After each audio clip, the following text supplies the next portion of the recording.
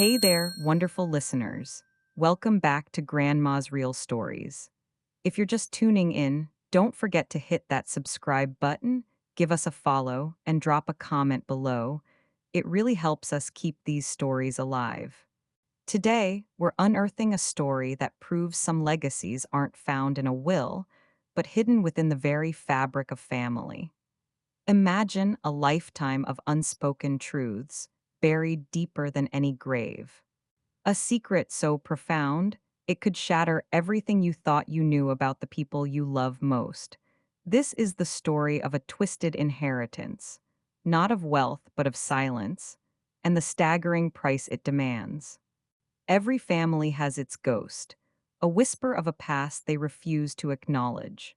For my family, that ghost wasn't a spirit, but a glaring absence in Grandma Elara's vibrant tales, a missing piece in the tapestry of our perfect history that I would soon discover threatened to unravel everything I thought I knew. Curled on the plush window seat, the afternoon sun, warm and buttery, painted stripes across her favorite novel. Beside her, Grandma Elara meticulously polished a collection of antique silver frames. Each movement was gentle, deliberate, almost meditative, a living picture of serene contentment. It was in these quiet, golden hours that she would often drift back to her past, her voice a soothing balm. Ah, Aurora Belle, in my youth our house was always full. Laughter echoing, music playing.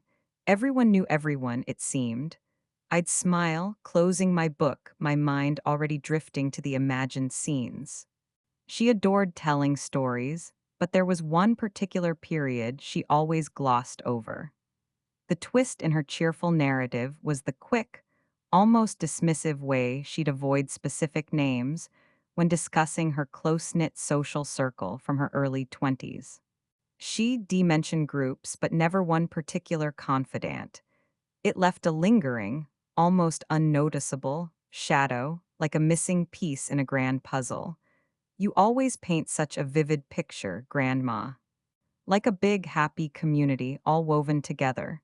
Indeed, so many faces, but some friendships fade like old photographs. It's the way of things, dear. Paths diverge.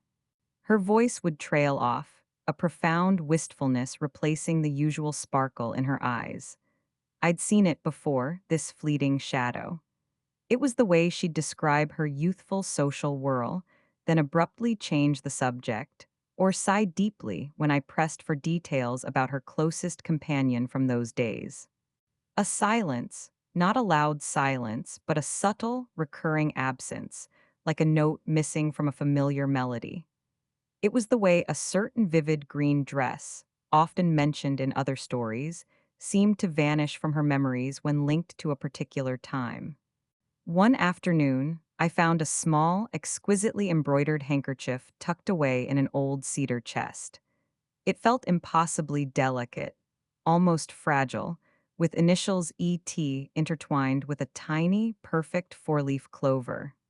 It wasn't a family monogram, a detail that stirred something in my memory, a ghost from one of Grandma's half-told tales, something profoundly personal, yet always unspoken. Whose is this, Grandma? The initials aren't family. And this clover, it's beautiful. The air in the room seemed to thicken. Grandma Alara's hands, which moments ago moved with such calm precision polishing silver, froze. The polishing cloth fell silently to the floor. Her gaze, usually so open and loving, clouded over for a fleeting moment. A tiny, almost imperceptible tremor ran through her, a ripple disturbing the otherwise placid surface. Oh, that, an old keepsake, dear, from a long time ago. Such trivial things get kept, don't they? No importance. Her voice, usually so rich with detail, was suddenly distant, almost brittle. A flicker of something unreadable crossed her features. Was it profound sadness? Deep-seated fear? A quick, almost defensive glance at me. Then, a forced cheerfulness returned, like a shutter quickly closing over a window, abruptly cutting off the light. Are you going to help me sort these photos, dear? Or are you going to dwell on old forgotten trinkets all afternoon? I nodded slowly, a quiet acquiescence. But the intricate handkerchief and the swift, almost pained change in Grandma's demeanor remained stubbornly fixed in my mind. That moment was a tiny, unsettling crack in the perfect facade of my grandmother's joyous past. It wasn't just a discarded keepsake, it was a deliberate erasure. An unspoken question that began to echo in the quiet afternoon air, growing louder with each passing moment, compelling me to seek answers where I knew they wouldn't be easily found. The feeling wasn't malicious, but a deep, cold certainty that beneath the warmth of her stories lay something fragile, something she desperately guarded. This forgotten friend wasn't simply lost to time. She was a silent testament to a truth Grandma couldn't speak, pushing me towards the next step in uncovering our family's buried past. The old silk handkerchief, innocent as it appeared, felt like a burning coal in my hand that night. It wasn't just fabric, it was a silent accusation, a physical tether to a secret Grandma desperately tried to keep buried. Sleep felt like a distant shore. The question about the embroidered handkerchief and its mysterious owner, Evelyn Thorne, spun endlessly in my mind. It was a tiny stone thrown into the still pond of my grandmother's past, and the ripples were starting to spread, disturbing everything. The feeling was almost magnetic, pulling me back to my laptop, a digital detective on a quiet, personal quest. The dim glow of the screen felt like a portal, a secret window into the past. The image of the handkerchief, with its intricate initials, haunted me. Its delicate beauty seemed to plead for its story to be heard, for its true connection to be revealed. A nagging curiosity, a sense of something unfinished, compelled me to search. I typed Evelyn Thorne Sterling Family Connection, an Old Town Historical Society records 1930s into the search bar, my fingers dancing across the keys, a frantic energy building inside. Hours melted away in the silent glow of the screen, each click a step deeper into the past. Finally, buried deep within a digitized archive of old town social pages and community announcements from the local historical society, I found it. An old, meticulously detailed society column listing attendees at a local charity ball from the very year the handkerchief dated back to. My heart thumped a little faster, a mixture of excitement and dread. Scrolling through the faded entries, past rows of prominent names and socialite news, I saw it. Clearer this time, listed with an asterisk next to her name. Miss Elara Sterling, accompanied by her dear friend, Miss Evelyn Thorne, noted for her spirited presence. A surge of quiet triumph mixed with burgeoning apprehension. Evelyn Thorne, not just an acquaintance, a dear friend. This was the mini hook contradicting Grandma's story of just being an old acquaintance. Then, the twist. A chilling discovery. Tucked away in a forgotten corner of the same archive, a tiny, almost insignificant newspaper clipping from just weeks after that charity ball. The headline was stark, understated, yet resonated with a cold dread that spread through my veins. Thorne family residence sold suddenly, family relocates. It was vague, frustratingly so, citing only personal reasons and unforeseen circumstances for the Thorne family's abrupt departure. But the instinct, sharp and undeniable, screamed at me. This wasn't a simple drift apart. There was so much more to this story, a dark secret deliberately hidden. The article mentioned no farewell parties, no public goodbyes, just a quiet, forced exit, almost as if they were erased from the town's memory. A cold suspicion began to solidify, turning my blood to ice.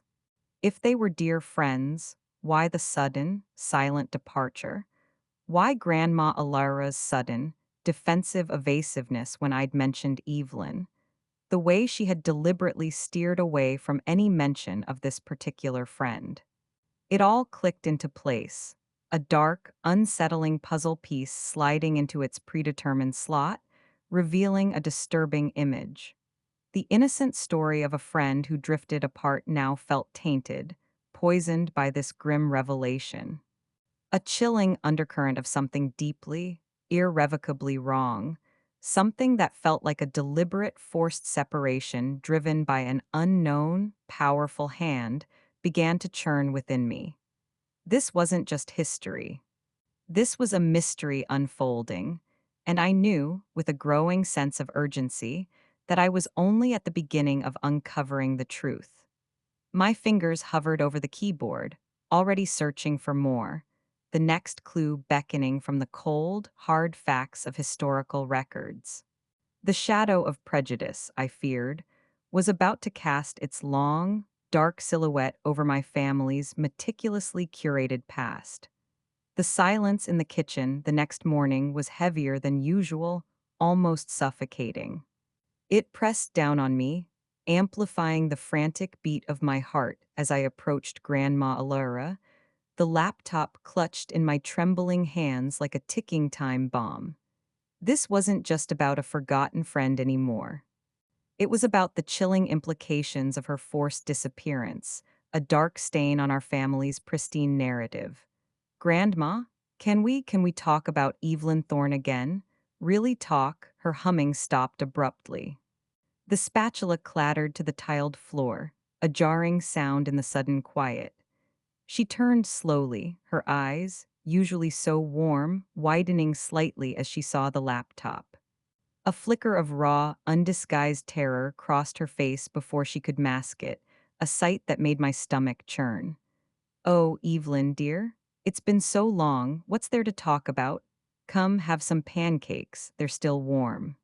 Her voice was forced, a desperate, almost frantic attempt to cling to the comfortable veneer of normalcy.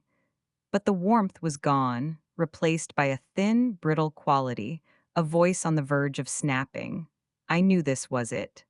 This was the moment I had to push to crack open the vault of her secrets, no matter how agonizing the truth. I found old society columns, Grandma. It says Evelyn was your dear friend. And then a newspaper article, her family left town abruptly. What happened, Grandma? What really happened to Evelyn? The words hung in the air, a bell tolling a forgotten memory, a final judgment. Grandma Alara's face drained of all color, turning a ghastly ashen. Her hand flew to her mouth, trembling violently, a silent scream of pure, unadulterated recognition and despair. Evelyn, oh, that was a long time ago. A very difficult time.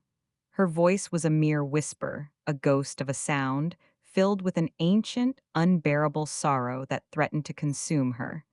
This wasn't just about a lost friend.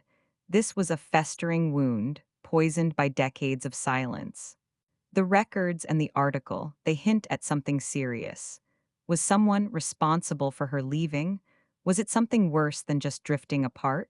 Something forced? Grandma Elara turned away, walking slowly to the window, her back to me.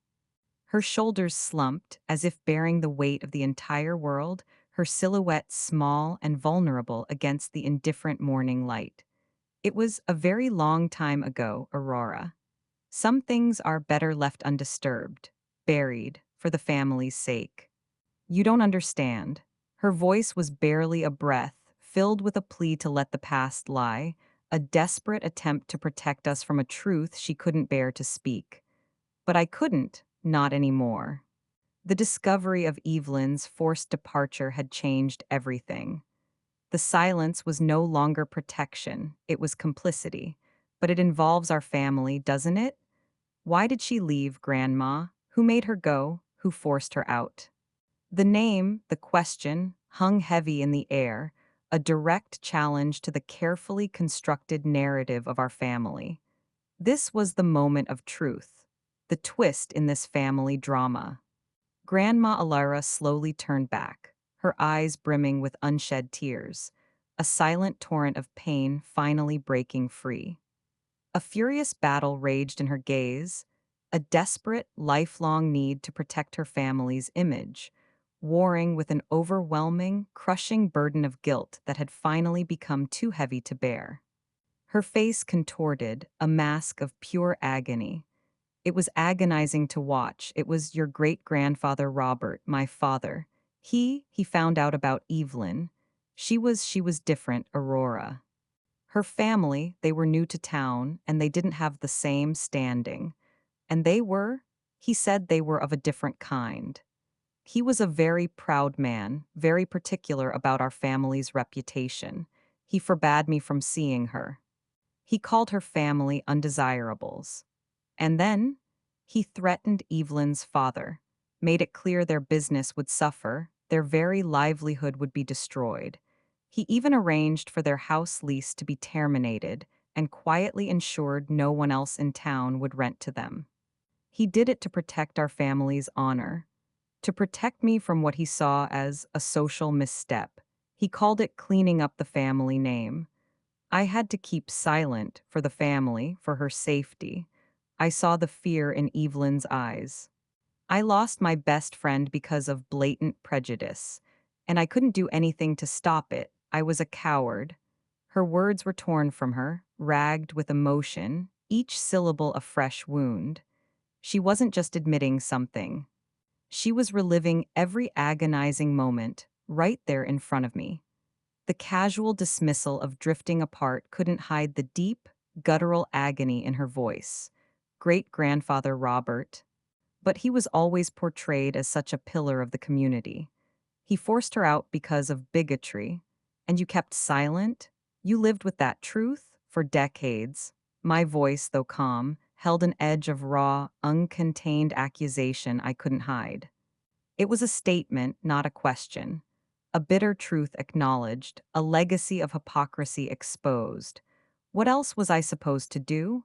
My parents, your great-grandparents, their reputation, our family's standing, it would have been ruined. Evelyn's family, they were vulnerable.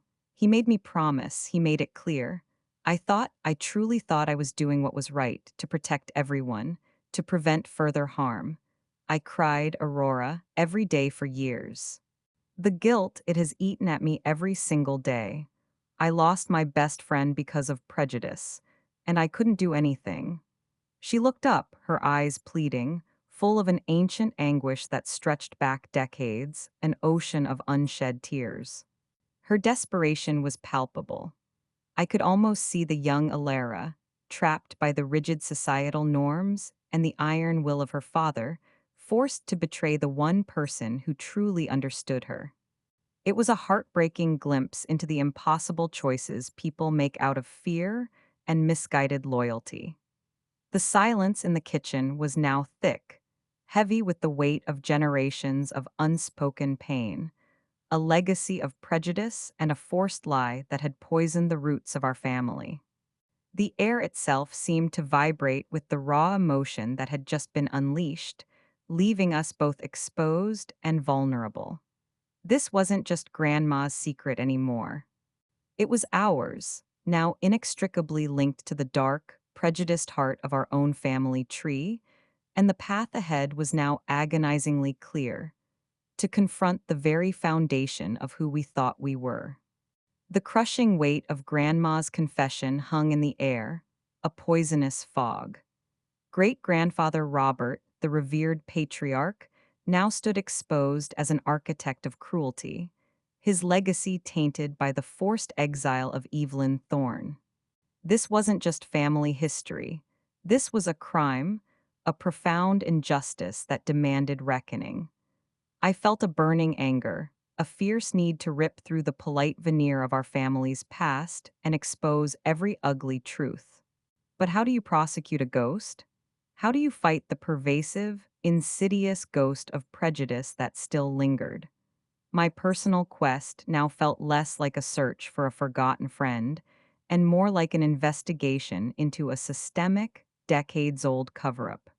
The memory of Evelyn, once a quiet face in a photo, now burned with the weight of raw prejudice.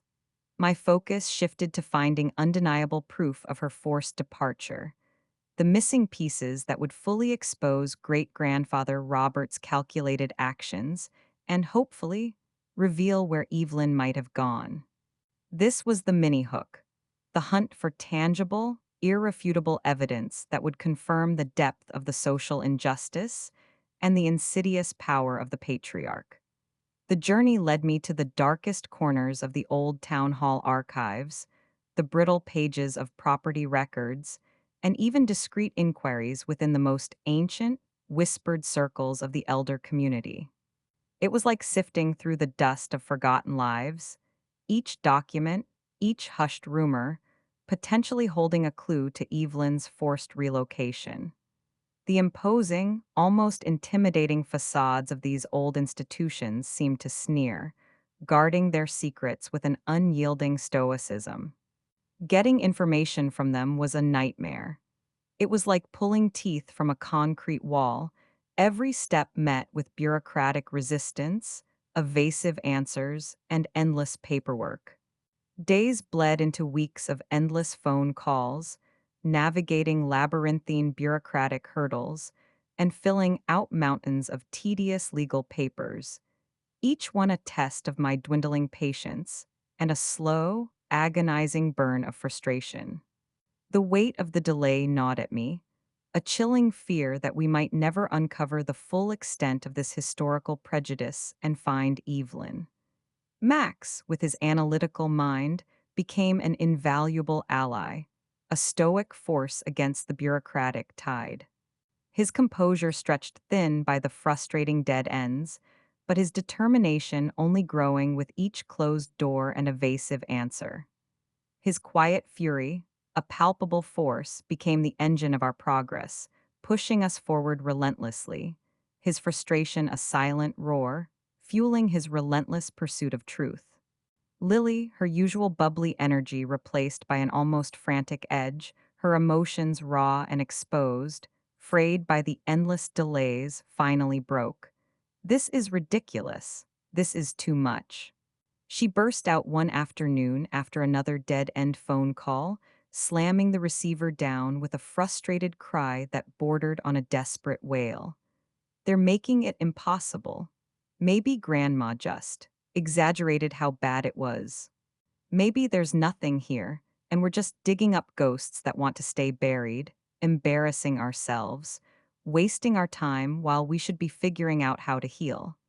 Her words, though born of frustration, hit a raw nerve. Was it possible we were wrong? Was this all a painful misunderstanding, amplified by Grandma's guilt? A seed of doubt, cold and sharp, began to sprout, threatening to take root. But the gut feeling, the raw, visceral emotion from Grandma's confession, was too strong to ignore. We pushed on, fueled by a grim resolve. The tension in the air was palpable, a growing unease that this discovery, this truth, might not bring closure, but instead an even deeper chasm within our family. The search for Evelyn's paper trail became a tense race against time and fading memories, leading us to the chilling twist. Deep within the county archives, a yellowed, barely legible, hand-signed eviction notice addressed to the Thorne family, bearing the unmistakable signature of great-grandfather Robert, clearly marked with a racial epithet in the margins. It was irrefutable, undeniable proof of the depth of his prejudice and his calculated cruelty. The monster wasn't just a shadow in history. He was real, and his legacy still breathed in our family's silent pain. The faded eviction notice, scrawled with that vile epithet, was a slap to the face. It wasn't just a document.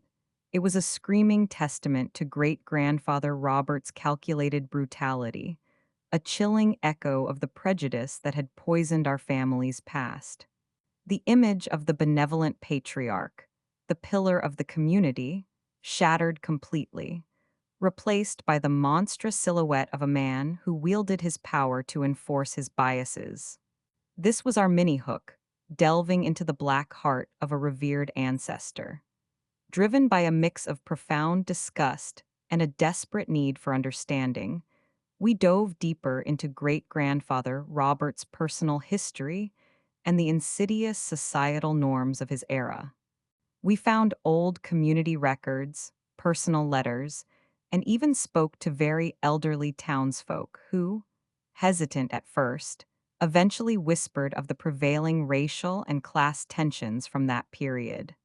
What we uncovered was a grim mosaic of ingrained prejudices, a pathological fear of outsiders, a fanatical obsession with family purity and social standing, and a rigid adherence to perceived racial hierarchies. Robert, a man of immense pride and chilling influence, truly believed he was acting for the good of his lineage, protecting his daughter Elara from what he saw as an unsuitable attachment that could tarnish their pure reputation. He saw Evelyn's social standing, and, more insidiously, her heritage, as a direct threat not to Elara's happiness, but to the Sterling family's untouchable place in society. It painted a picture of Robert not just as a villain, but as a chilling product of his time, a man consumed by the rigid prejudices of his social circle, whose desperation to maintain status led to monstrous acts of calculated social cleansing. The twist came when we found a series of Robert's private journals hidden in a false bottom of an old desk.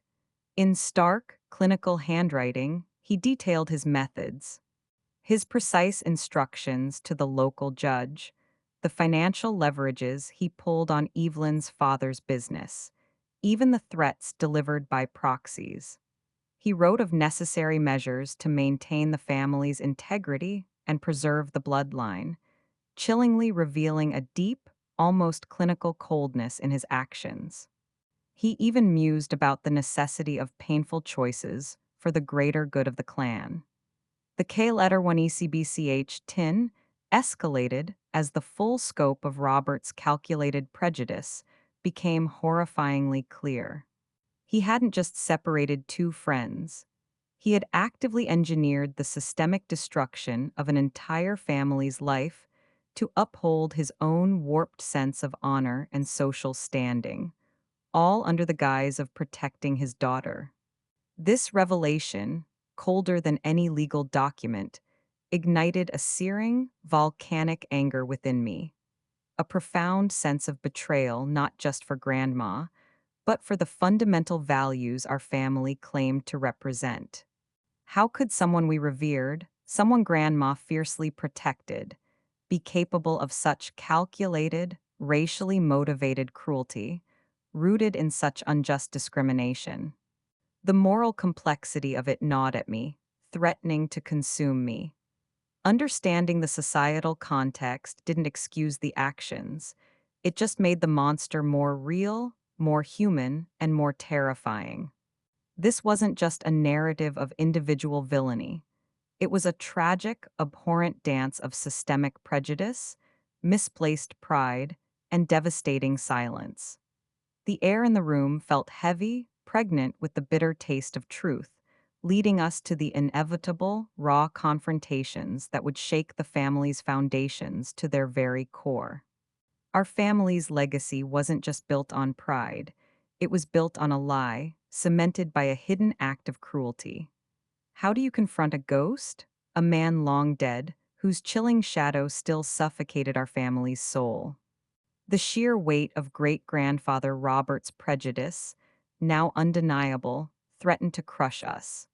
We knew we couldn't bring him to justice directly, but the truth had to be spoken, acknowledged, and understood by those who still blindly revered his sanitized memory.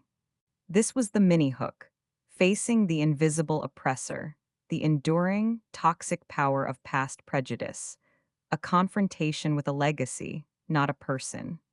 We decided to hold a special, solemn family meeting, inviting the oldest living relatives who remembered Robert and Evelyn's time, those who had lived through the era of polite prejudice. The air in the room was thick with unspoken history, a heavy silence pregnant with unspoken guilt and denial, a stark contrast to the explosive truth we were about to drop. Then I spoke.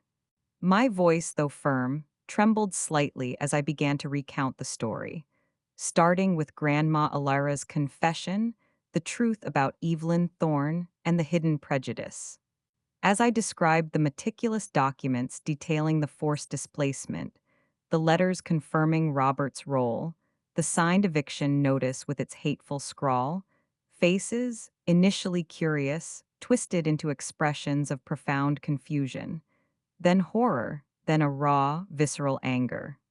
Lily's eyes welled up, reliving the initial pain of discovery. Max stood silently beside me, his presence a rock of support, his gaze unwavering, reinforcing the chilling gravity of my words. The twist came not just from the documents, but from the faces of the elders. A few, initially in denial, began to crumble, their own long suppressed memories of how things were done back, then slowly resurfacing. The carefully constructed image of the benevolent patriarch shattered into a million pieces. The room erupted. Devastating shock gave way to volatile chaos. Elderly cousins, who had grown up admiring Robert, were utterly blindsided, some fiercely denying, screaming accusations, clinging to their fabricated memories.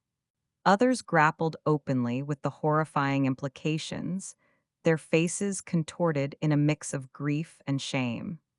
This wasn't just a family secret.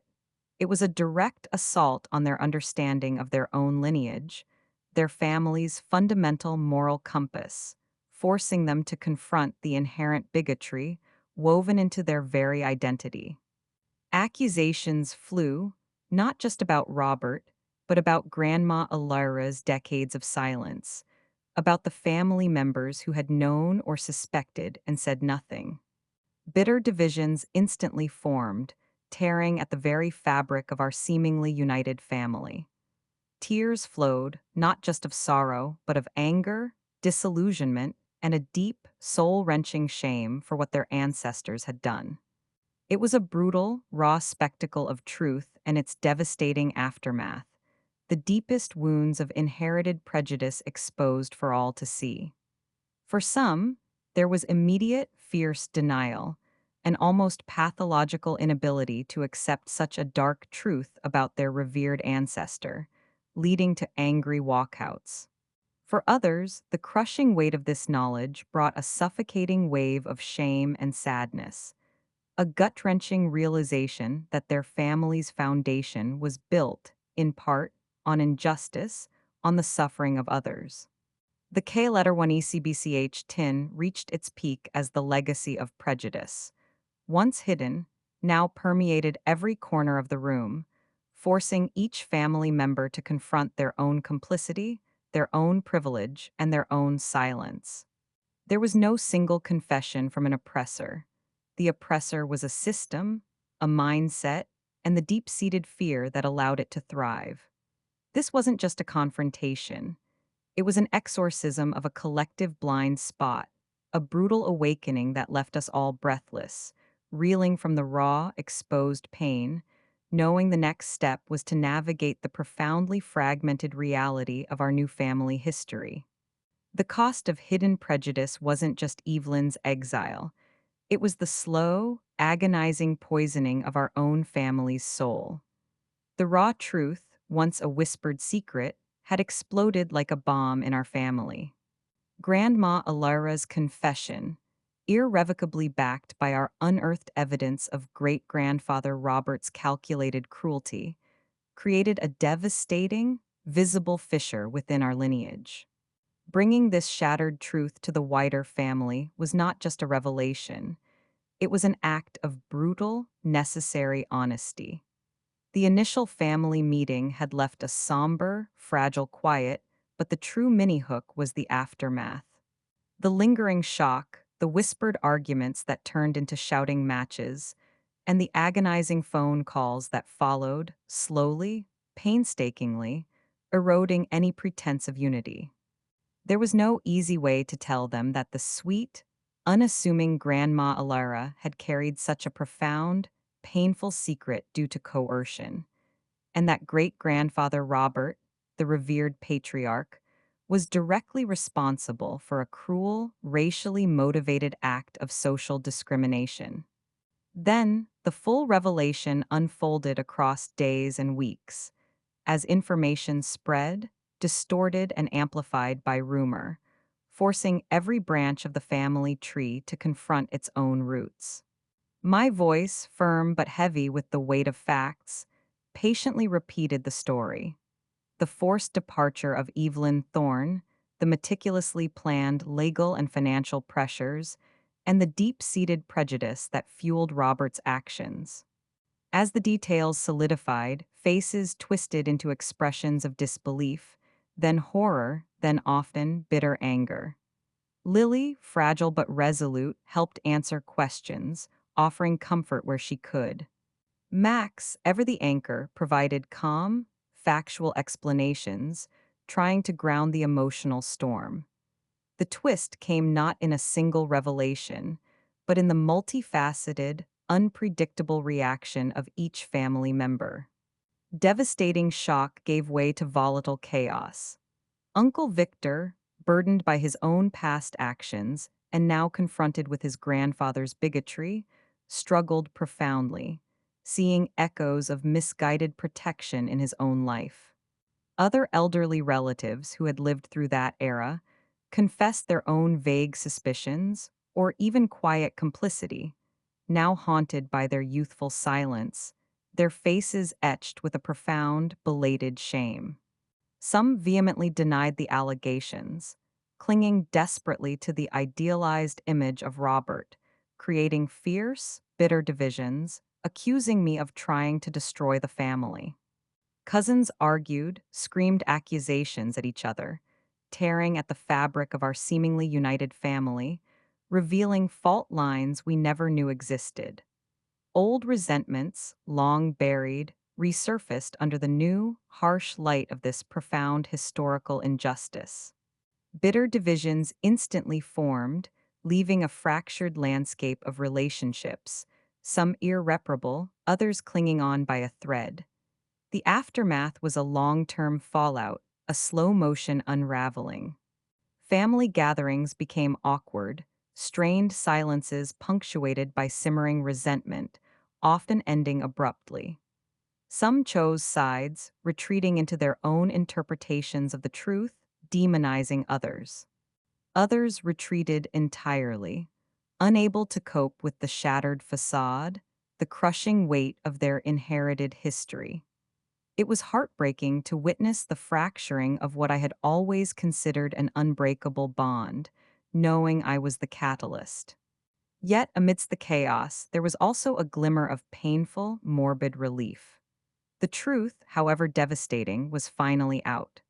The silence had been broken, allowing the festering wound of prejudice and hidden shame to begin, however slowly, to breathe, to heal. The K letter 1ECBCH tin wasn't in a single dramatic climax, but in the slow, agonizing unraveling of a family myth, replaced by a raw, uncomfortable, yet ultimately liberating reality. This wasn't the end of our struggle. It was merely the bitter beginning of true healing, a journey that would redefine what family truly meant and demand a deeper look at inherited responsibility. The fractured echoes of our family's truth still resonated, but amidst the disarray, a singular burning question remained. Evelyn Thorne. The profound injustice she suffered, the decades of her forced absence, weighed heavier on my conscience than any family feud. How could we possibly begin to heal if we didn't attempt to atone for the original sin, to find the woman whose life had been irrevocably altered by our ancestors' prejudice? This was my mini hook. A desperate yet hopeful quest for an individual who had become the silent victim, a living symbol of a larger systemic injustice. My search for Evelyn was a painstaking, often disheartening process. Decades had passed. Names change, lives move on, and paper trails fade. I pored over census records, old city directories, contacted genealogical societies, and even posted on obscure online forums for families from Evelyn's original region. Max, with his meticulous research skills, became invaluable, tracing fragmented leads. Lily, with her inherent optimism, kept our spirits up through every dead end. We were driven by a collective sense of purpose, not just for Grandma, but for the wronged Evelyn. The process was slow, frustrating. Days stretched into weeks, filled with unanswered emails, cold calls, and the dispiriting comfort of archived data that offered no current paths. Doubt, a subtle whisper, tried to creep in. Was she even still alive? Had the prejudice broken her? Would she even want to be found by the descendants of those who destroyed her life? Had our family's shadow extended so far, so completely, that even hope was an illusion? But then, the twist, a flicker of light in the overwhelming darkness. An unexpected reply from a small, local historical society in a distant state. A dusty old church registry, almost forgotten, held a brief, handwritten entry from decades ago. A wedding, Evelyn Thorne, and a current address, incredibly, still listed. My heart leaped, a surge of adrenaline replacing the weariness. This wasn't a ghost hunt anymore, this was real. Evelyn was out there, her life lived, despite the injustice. The K-letter 1ECBCH tin escalated as the abstract victim became a tangible person, a name with an address, and the weight of our potential atonement became immense. A surge of protective energy, a fierce sense of compassion, coursed through me. My personal view on this had solidified. Silence, no matter how well intentioned, no matter how deeply rooted in a desire to protect, ultimately inflicts its own form of cruelty. It leaves victims unseen, unheard, their pain lingering in the shadows. I composed a letter, carefully, respectfully, explaining our family's journey, Grandma Elara's regret, and our desperate hope to offer understanding and, if possible, amends. It was a silent conversation between generations, across time, united by a shared history of hurt. This was no longer just about family secrets. It was about human connection, about the courage to face uncomfortable truths, about offering a chance at closure where there had only been omission. The air around me felt charged, not with dread, but with a palpable sense of urgent purpose. The path forward was clear, daunting, but filled with the unwavering conviction that finding Evelyn, truly seeing her, was the only way to begin mending the broken pieces of our shared, painful history. The echoes of the past demanded a voice, and Evelyn deserved to be heard. The letter, dispatched into the vast unknown, felt like a prayer whispered into a storm. Days turned into agonizing weeks, each moment punctuated by the crushing silence of anticipation. We knew Evelyn owed us nothing. Her life had been irrevocably altered by our family's deeply ingrained prejudice, and the idea of her rejecting our outreach, closing that fragile door forever, was a very real, very painful possibility. This was the mini hook, the terrifying vulnerability of reaching out after decades of silence, the unknown answer hanging heavy in the air, determining not just Evelyn's future, but our own family's capacity for redemption.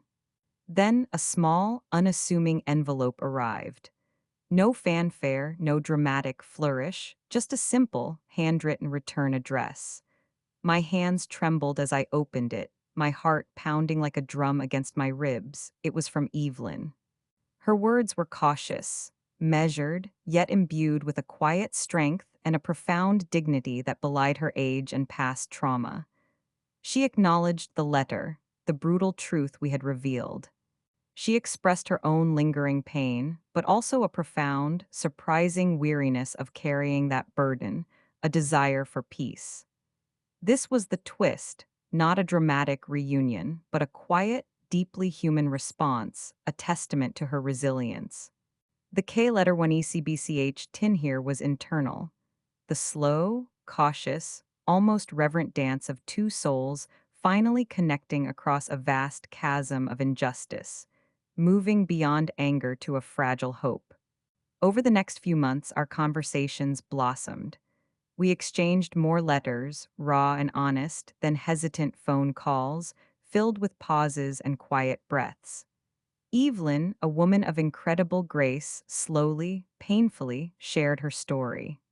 She had built a new life, found happiness, even forged new communities, but the scar of her forced departure, the betrayal of her friendship with Elara, had never truly faded.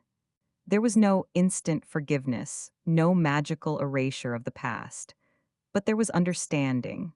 We confessed Grandma Elara's anguish, her lifelong regret, and the pressure she faced from Robert. Evelyn, in turn, shared the crushing depth of her own pain, the confusion of her youth, the profound loss, and the eventual, hard won acceptance of a life she hadn't chosen. The conversations were raw, difficult, profoundly healing, and laced with a bittersweet ache for the years lost.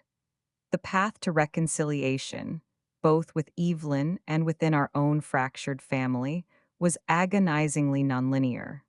Some relatives, unwilling or unable to face the harsh realities of Robert's actions or Elara's decades of silence, chose to remain estranged, their denial a shield. The wounds were too deep, the betrayals too personal for some to ever bridge.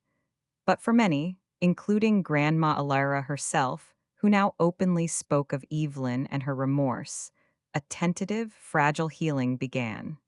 The process of understanding the past became a collective family mission, a shared act of atonement, a slow dismantling of old prejudices. We pooled resources, gathered more stories, pouring our collective energy into understanding the nuances of historical prejudice and supporting each other through the raw emotions. There was a quiet dignity in this shared purpose, a sense that we were not just seeking individual justice, but seeking our own collective redemption. This painful journey led to unexpected connections, to a deeper, more honest understanding of each other, stripped of pretense. We learned that forgiveness wasn't about forgetting, but about acknowledging the pain, accepting the imperfections, and choosing to rebuild, one fragile brick at a time, creating something more resilient, more authentic. The fragile hope, now tinged with ongoing grief for the lost years and the damage done, led us toward tentative steps forward, creating deepened connections forged in the crucible of shared, hard won truth.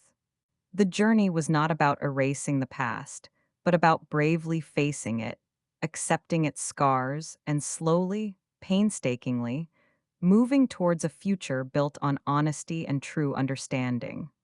The whispers of the past had finally given way to voices of healing, redefining the very meaning of family. Years passed, marked by quiet progress and the slow, arduous work of healing. The final chapters of this story unfolded not with a grand, dramatic flourish, but with the gentle, profound cadence of lives lived honestly. The culmination of our long journey wasn't about retrieving a lost object or fixing every past wrong perfectly. Instead, it was about retrieving something far more valuable, our family's truth, and with it, a chance at genuine connection, understanding, and a pathway towards true atonement. Evelyn Thorne, though she never returned to our town, found a quiet peace in the acknowledgement. She allowed a fragile, beautiful friendship to rekindle with Grandma Elara through letters and occasional phone calls, a testament to the enduring power of their bond, even across decades of forced separation. This was the quiet justice finally served, a profound sense of relief and calm washing over our family as the burden of the secret lifted. Our journey had transformed us. Grandma Elara, freed from the immense weight of her secret, became a quiet advocate for tolerance, sharing her story in small, intimate ways within the family, teaching us the insidious nature of prejudice. Lily found her voice, becoming a passionate advocate for honesty and open communication within families, carrying Grandma Elara's lessons forward, ensuring no other family would suffer in silent despair. Max, with his pragmatic approach, helped us navigate the complex emotional landscape, fostering understanding where bitterness might have grown, anchoring our efforts towards healing. For me, the meaning of inheritance had expanded far beyond possessions. It was the inheritance of truth, of resilience, of the complex, flawed, yet enduring power of family. It highlighted the deeper meaning of the inheritance, not just in what was given, but in what was learned, endured, and ultimately healed. This story, our story, became a profound thought, a lasting lesson. It taught us that silence, while sometimes born of fear or misguided protection, can be a heavy burden, a destructive force that poisons generations, leading to devastating misunderstandings, irreparable rifts, and perpetuating prejudice. But honesty, however painful, holds the power to liberate, to heal, and to forge stronger, more authentic bonds.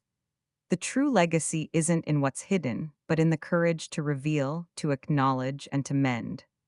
It's about recognizing that every family has its shadows, but it's in bringing those shadows into the light that we find our true strength, redefining what it truly means to be a family.